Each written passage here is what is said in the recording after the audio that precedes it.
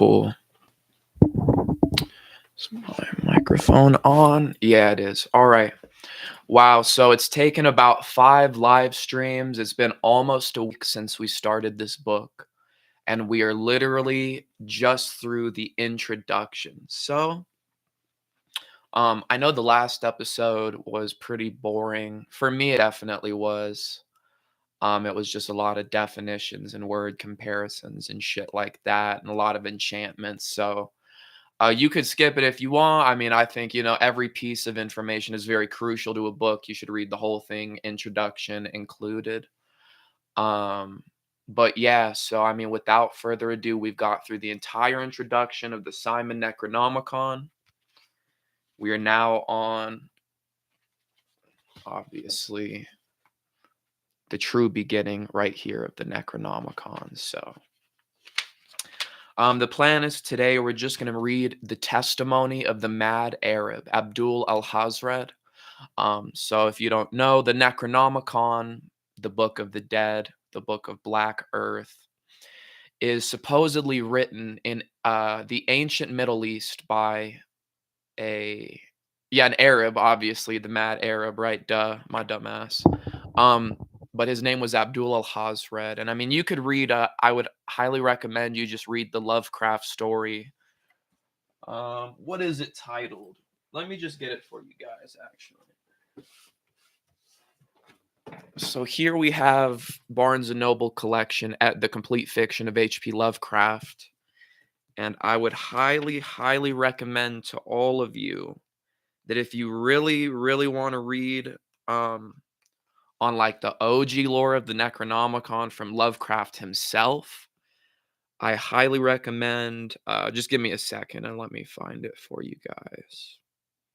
And obviously, you can get any book you want. I mean, you can find a PDF of this online. There's plenty and plenty of copies, but obviously, this is the copy that I have. So, all right. So, in this one, it will be page 621. It's literally the title is just called History of the Necronomicon. That's the title of the whole story by Lovecraft. Highly recommend you go read that, and that'll give you a lot more of a backdrop of what it is we're really about to get into right now and the origins of Abdul al-Hazred. So, fuck, I put the book at.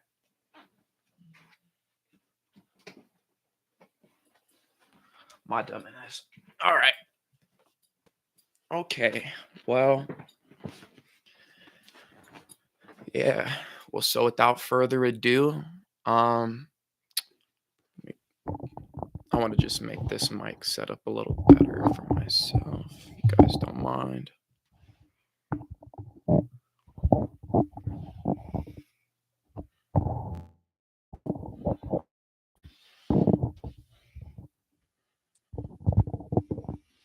All right, cool. That's good for me. Obviously, nobody here, but as I've said multiple times, even if nobody actively watches these while I'm recording them, the point is at least I will have the information archived in a video and or playlist. And eventually, when I do blow up and I get rich and famous, preferably just rich. I mean, being famous would be cool too, but there's a certain level of fame once you reach, then you have to sell out to the Illuminati and get butt raped and stuff. So it's like, I don't want to reach that level. I just want to reach like enough to take care of myself, my family, and my friends, but not, you know what I mean? But, anyways, the Necronomicon.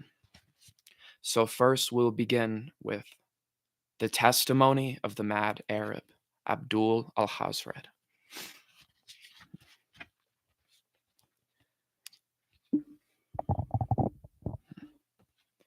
This is the testimony of all that I have seen and all that I have learned in those years that I have possessed the 3 seals of Mashu. I have seen 1,001 moons, and surely this is enough for the span of a man's life, though it is said the prophets lived much longer. I am weak and ill, and bear a great tiredness and exhaustion, and a sigh hangs in my breast like a dark lantern. I am old.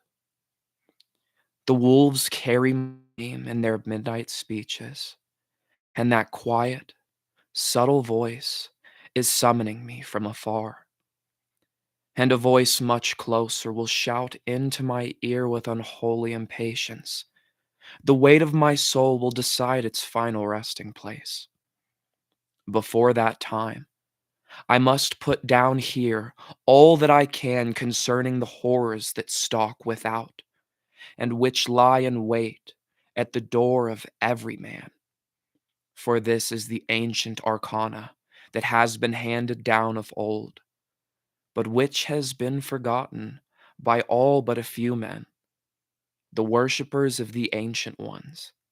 May their names be blotted out. And if I do not finish this task, take what is here and discover the rest. For time is short, and mankind does not know nor understand the evil that awaits it. From every side, from every open gate, from every broken barrier, from every mindless acolyte at the altars of madness. For this is the book of the dead, the book of the black earth, that I have written down at the peril of my own life, exactly as I have received it on the plains of the Agigi, the cruel celestial spirits from beyond the wanderers of the wastes. Let all who read this book be warned thereby that the habitation of men are seen and surveyed by that ancient race of gods and demons from a time before time, and that they seek revenge for that forgotten battle that took place somewhere in the cosmos and rent the worlds in the days before the creation of man, when the elder gods walked the spaces. The race of Marduk, as he is known to the Chaldeans, and of Enki, our master, the lord of magicians. Know, then, that I have trod all the zones of the gods, and all the places of the Azanai, and have descended unto the foul places of death and eternal thirst, which may be reached through the gate of the Ganzir, which was built in Ur in the days before Babylon was. Know, too, that I have spoken with all manner of spirit and demon, whose names are no longer known in the societies of man, or were never known. And the seals of some of these are written herein, yet others I must take with me when I leave you. Anu, have mercy on my soul. I have seen the unknown lands that no mage has ever charted. I have lived in the deserts and the wastelands, and spoken with demons and the souls of slaughtered men and of women who have died to childbirth, victims of the she-fiend, Lamashtu. I have traveled beneath the seas in search of the palace of our master, and found the stone monuments of vanquished civilizations, and deciphered the writings of some of these, while still others remaining mysteries to any man who lives. And these civilizations were destroyed because of the knowledge contained in this book. I have traveled among the stars and trembled before the gods. I have, at last, found the formula by which I passed the gate Arzir and passed into the forbidden realms of the foul Agigi. I have raised demons and the dead. I have summoned the ghosts of my ancestors to real invisible appearance on the tops of temples built to reach the stars and built to touch the nethermost cavities of Hades. I have wrestled with the black magician, Azog Thoth, in vain, and fled to the earth by calling upon Inanna and her brother Marduk. Lord of the double-headed axe. I have raised armies against the lands of the east. By summoning the hordes of fiends I have made subject unto me, and doing so found Nga, the god of the heathens, who breathes flame and roars like 1,000 thunders. I have found fear. I have found the gate that leads to the outside, by which the ancient ones, who ever seek entrance to our world, keep eternal watch. I have smelled the vapors of that ancient one, queen of the outside, whose name is writ in the terrible Magan text, the testament of some dead civilization, whose priests, seeking power, swing open the dread evil gate for an hour past the time, and were consumed. I came to possess this knowledge through circumstances quite peculiar, while still the unlettered son of a shepherd in what is called Mesopotamia by the Greeks. When I was only a youth, traveling alone in the mountains to the east, called Mashu by the people who lived there, I came upon a gray rock carved with three strange symbols. It stood as high as a man and as wide around as a bull. It was firmly in the ground, and I could not move it.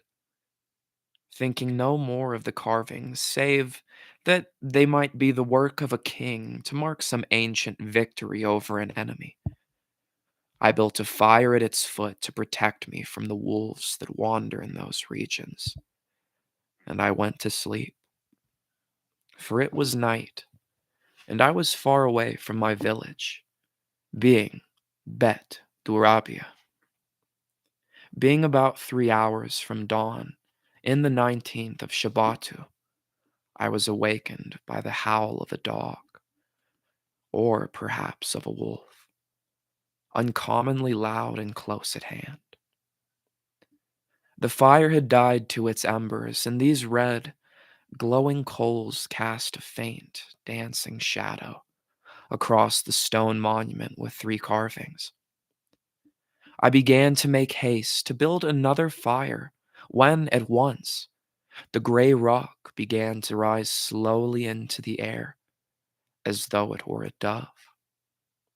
I could not move or speak for the fear that seized upon my spine and wrapped cold fingers around my skull.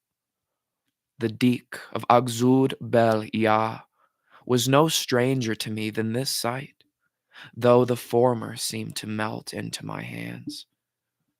Presently, I heard a voice, softly, some distance away, and a more practical fear, that of the possibility of robbers, took hold of me, and I rolled behind some weeds, trembling. Another voice joined the first, and soon several men in black robes of thieves came together over the place where I was, surrounding the floating rock, of which they did not exhibit the least fright. I could see clearly now that the three carvings on the stone monument were glowing a flame red color, as though the rock were on fire. The figures were murmuring together in prayer or invocation, of which only a few words could be heard, and these in some unknown tongue, though, Anu, have mercy on my soul, these rituals are not unknown to me any longer. The figures, whose faces I could not see or recognize, began to make wild passes in the air with knives that glinted cold and sharp in the mountain night. From beneath the floating rock, out of the very ground which it had set, came rising the tail of a serpent. This serpent was larger than any I had ever seen.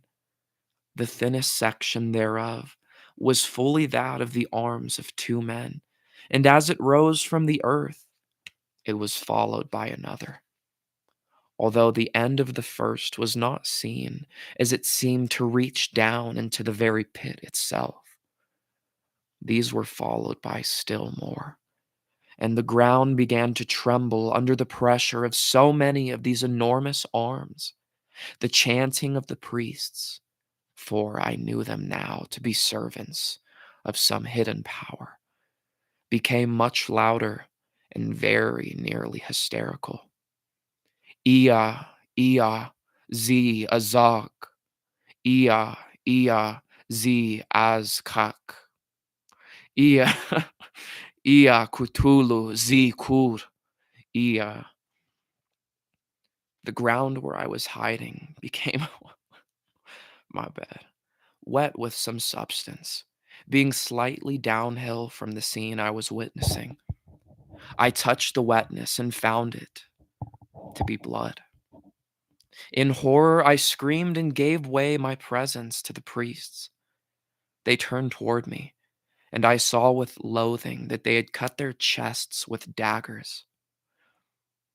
They had u- and I saw with loathing that they had cut their chests with the daggers they had used to raise the stone for some mystical purpose I could not then divine, although I know now that blood is the very food of these spirits, which is why that field after the battles of wars glow with an unnatural light, the manifestation of the spirits feeding thereon.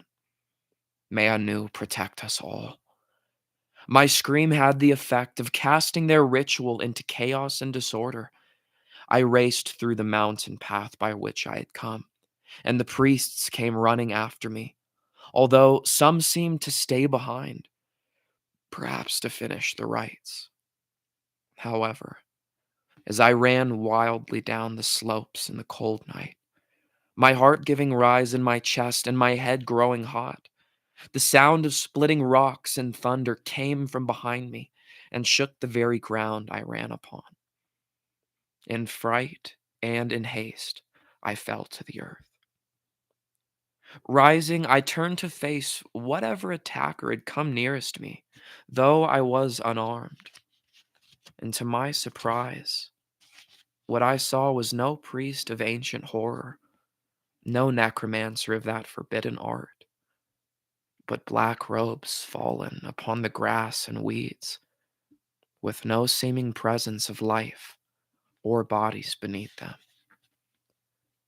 I walked cautiously to the first and, picking up a long twig, lifted the robe from the tangle of weeds and thorns.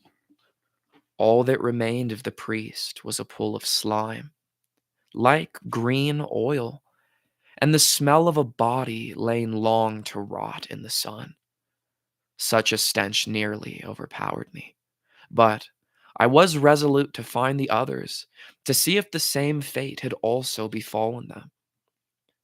Walking back up the slope that I had so fearfully run down only moments ago, I came across yet another of the dark priests, in identical condition to the first. I kept walking, passing more of the robes as I went, not venturing to overturn them any longer. Then I finally came upon the gray stone monument that had risen unnaturally into the air at the command of the priests. It was now upon the ground once more, but the carvings still glowed with supernatural light.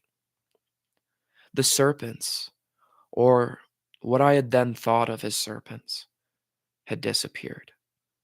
But in the dead embers of the fire, now cold and black, was a shining metal blade. I picked it up and saw that it was also carved as the stone, but very intricately, after a fashion I could not understand. It did not bear the same markings as the stone, but I had the feeling I could almost read the characters, but could not, as though I once knew the tongue, but had since long forgotten. My head began to ache as though a devil was pounding my skull, when a shaft of moonlight struck the metal amulet, for I know now what it was, and a voice entered into my head and told me the secrets of the scene I had witnessed in one word: Cthulhu.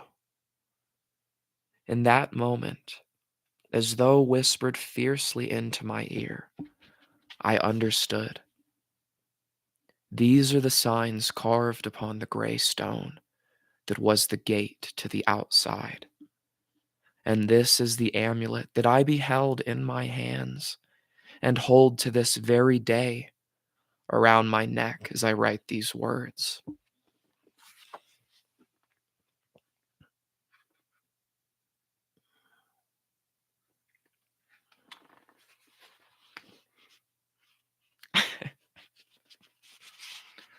Not going to respond to that.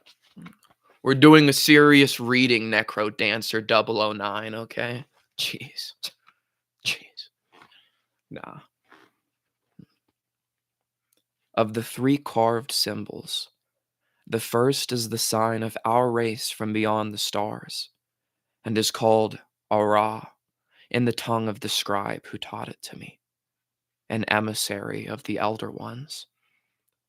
In the tongue of the eldest city of Babylon, it was It is the sigil of the covenant of the elder gods. And when they see it, they who gave it to us, they will not forget us. They have sworn. Spirit of the skies, remember. The second is the elder sign, and is the key whereby the powers of the elder gods may be summoned when used with the proper words and shapes. It has a name and is called Aga. The third sign is the sigil of the watcher. It is called Bandar. The watcher is a race sent by the elder ones. It keeps vigil while one sleeps, provided the appropriate ritual and sacrifice has been performed. Else, if called, it will turn upon you. These seals, to be effective, must be graven on stone and set in the ground, or set upon the altar of offerings, or carried to the rock of invocations, or engraved on the metal of one's god or goddess and hung about the neck, but hidden from the view of the profane. Of these three, the Ara and the Aga may be used separately, that is to say, singly and alone. The Bandar, however, must never be used alone, but with one or both of the others. For the watcher must needs be reminded of the covenant it has sworn with the elder gods and our race, else it will turn upon thee and slay thee, and ravage thy town until succor is to be had from the elder gods by the tears of thy people and the wailing of thy women. Kakamu, the metal amulet that I have retrieved from the ashes of the fire, and which caught the light of the moon, is a potent seal against whatever may come in the gate from the outside, for, seeing it, they will retreat from thee, save only if it catch the light of the moon upon its surface. For in the dark days of the moon, or in clouds, there can be little protection against the fiends from the ancient land should they break the barrier, or be let in by their servants upon the face of the earth. In such a case, no recourse is to be had until the light of the moon shines upon the earth. For the moon is the eldest among the Zonai, and is the starry symbol of our pact. Nana, father of the gods, remember. Wherefore, the amulet must be engraved upon pure silver in the full light of the moon, that the moon shine upon it as it is working, and the essence of the moon be drawn down and captured therein. And the proper incantations must be performed, and the prescribed rituals is given forth in this book. And the amulet must never be exposed to the light of the sun, for Shamash, called Udu, in his jealousy, will rob the seal of its power. In such a case, it must be bathed in the waters of camphor, and the incantations and ritual performed once again.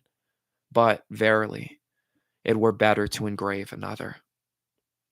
These secrets I give to thee at the pain of my own life, never to be revealed to the profane or the banished or the worshippers of the ancient serpent, but to keep within thine own heart, always silent upon these things. Peace be to thee. Henceforth, from that faithful night in the mountains of Mashu, I wandered about the countryside in search of the key to the secret knowledge that had been given to me, and it was a painful and lonely journey, during which time I took no wife, called no house or village my home, and dwelt in various countries, often in caves or in the deserts, learning several tongues as a traveler might learn them, to bargain with the tradespeople and learn of their news and customs. But my bargaining was with the powers that reside in each of these countries, and soon I came to understand many things of which before I had no knowledge, except perhaps in dreams. The friends of my youth deserted me, and I them. When I was 7 years gone from my family, I learned that they had all died of their own hand, for reasons no one was able to tell me. Their flocks had later been slain as the victims of some strange epidemic. I wandered as a beggar, being fed from town to town as the local people saw fit, often being often being stoned instead and threatened with imprisonment. On occasion, I was able to convince some learned man that I was a sincere scholar, and was thereby permitted to read the ancient records in which the details of necromancy, sorcery, magic, and alchemy are given.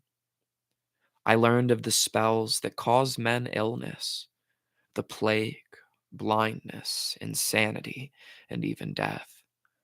I learned of the various classes of demon and evil gods that exist, and of the old legends concerning the ancient ones. I was thus able to arm myself against the dread Maskim, who lie in wait about the boundaries of the world, ready to trap the unwary and devour the sacrifices set out at night and in deserted places. Against also the she-devil, Lamashta, who is called the sword that splits the skull, the sight of whom causeth horror and dismay, and some say, death of a most uncommon nature. In time, I have learned the names and properties of all the demons, devils, fiends, and monsters listed herein, in this book of the Black Earth. I have learned of the powers of the astral gods and how to summon their aid in times of need. I learned, too, of the frightful beings who dwell beyond the astral spirits, who guard the entrance to the temple of the lost, of the Ancient of Days, the Ancient of the Ancient Ones, whose name I cannot write here. In my solitary ceremonies in the hills, worshipping with fire and sword, with water and dagger, and with the assistance of a strange grass that grows wild in certain parts of the Mashu, and with which I had unwittingly built my fire before the rock, that grass that gives the mind great power to travel tremendous distances into the heavens, as also into the hells. I received the formula for the amulets and talismans which follow, which provide the priest with safe passage among the spheres, wherein he may travel in search of the wisdom. But now, after 1001 moons of the journey, the Maskim nip at my heels, the Rabishu pull at my hair, Lamashta opens her dread jaws. Azog Thoth gloats blindly at his throne. Cthulhu raises his head and stares up through the veils of sunken Velorni. up through the abyss, and fixes his stare upon me. Wherefore I must with haste write this book, lest my end come sooner than I had prepared. For indeed, it appears as though I have fallen into some regard as to the order. I have failed in some regard as to the orders of the rites, or to the formula, or to the sacrifices. For now it appears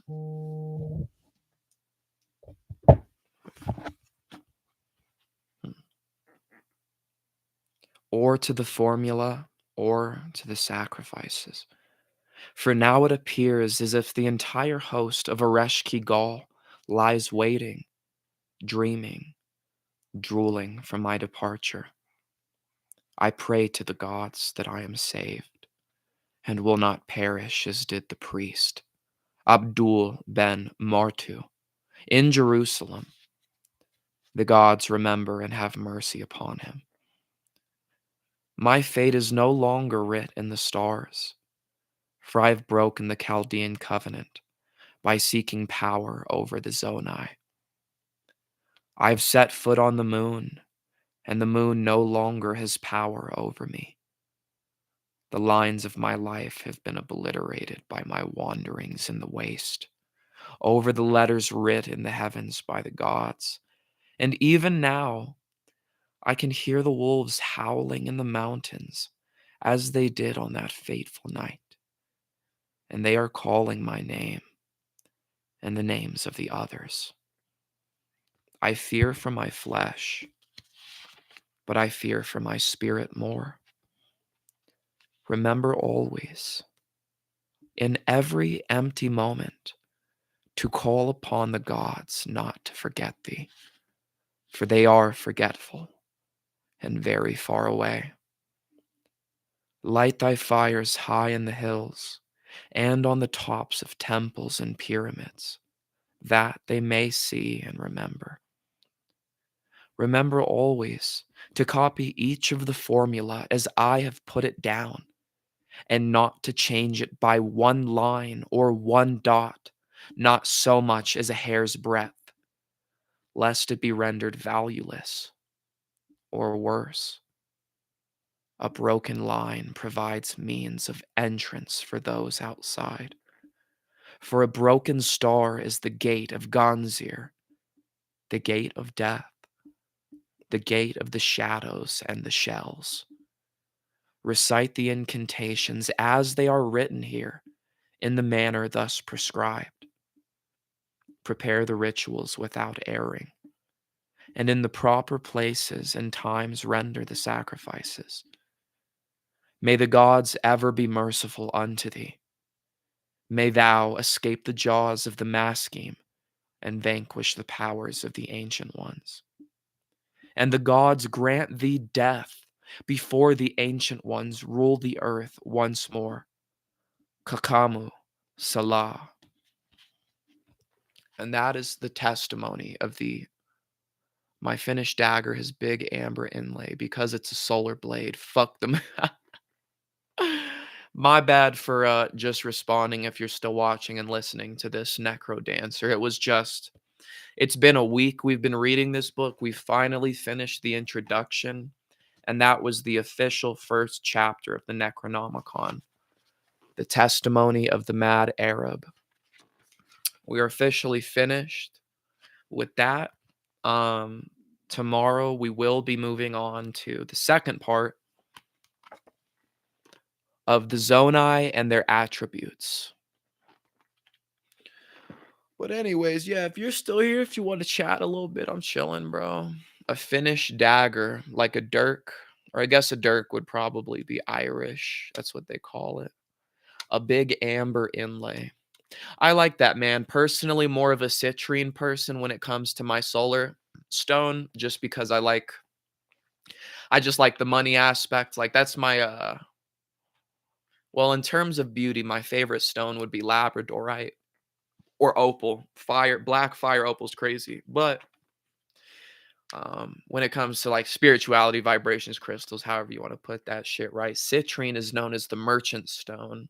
and it's best for people, obviously, as the name implies, merchants, people that sell things. But then even higher than that, my favorite one is green aventurine, which is known as the gambler's stone, and is generally, obviously each person's different, but generally agreed upon that green aventurine is the luckiest of the stones.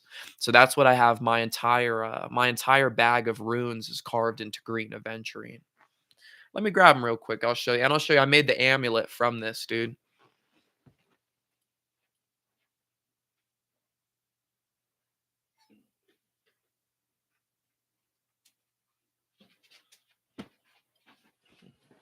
So I messed it up. You guys can watch the video on YouTube.